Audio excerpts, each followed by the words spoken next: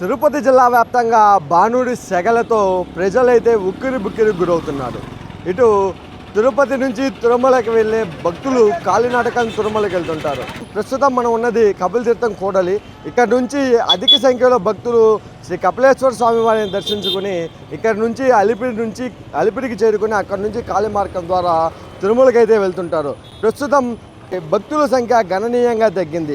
ఉదయం 9 గంటల నుంచి సాయంత్రం 5:30 గంటల వరకు భక్తుల తాకిడితో నిండే ఈ ప్రాంతంలో ఎటు చూసినా వాహనాల రద్దీ తప్ప ఎక్కడ తిరుమలకి వెళ్ళే భక్తులైతే కనపడడం లేదు. మరోవైపు స్థానికంగా ఉన్న దుకాణదారులు, వాహనదారులు, స్థానిక ప్రజలు సైతం ఉదయం నుంచి మధ్యాహ్నం వరకు తమ పనులు చూసుకొని తిరిగి ఇళ్ళకైతే చేరుకుంటున్నారు. లేదా సురక్షితంగా ఎండ తగలకుండా వేడిగాల్పులు తగలకుండా ఉంటూ సాయంత్రం వరకు సేద తీరుతున్నారు.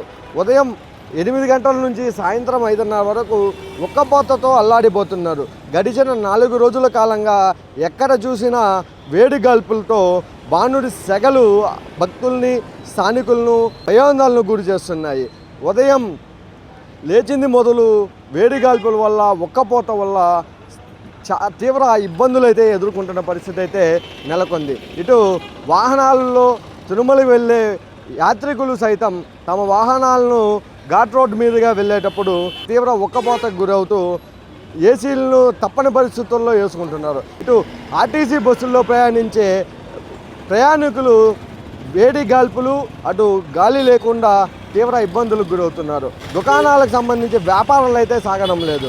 తీవ్ర ఇబ్బందులను ఎదుర్కొంటున్న పరిస్థితుల్లో బాణుడి సెగల వల్ల స్థానికంగా ఉన్న ప్రజలైతే తీవ్ర వ్యాపారాలు జరగకుండా చాలా ఇబ్బందులు ఎదుర్కొంటున్నారు. ఇటు ఎప్పుడూ నిత్యం రద్దీగా ఉండే ఆటోలు సైతం, జీపులు సైతం ఖాళీగా ఉంటూ ఎక్కడ నీడ దొరికితే అక్కడ ఉండాలని చెప్పి అయితే ఎదురు చూస్తున్న పరిస్థితి. ఎక్కడ చూసినా వేసవి బాణుడి సెగలతో ప్రజలు ఉక్కిరిబిక్కిరవుతున్నారు.